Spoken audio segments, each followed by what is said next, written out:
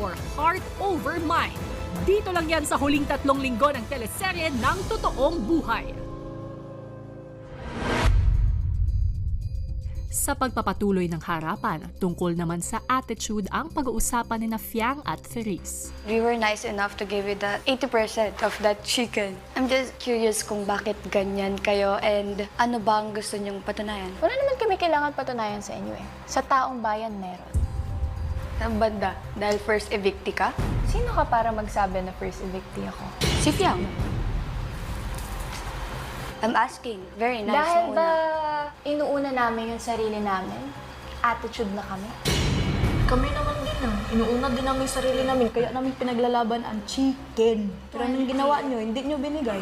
Yan kasi yung dapat i-fix namin dito, yung attitude. Ano bang attitude sa pagkakaintindi mo?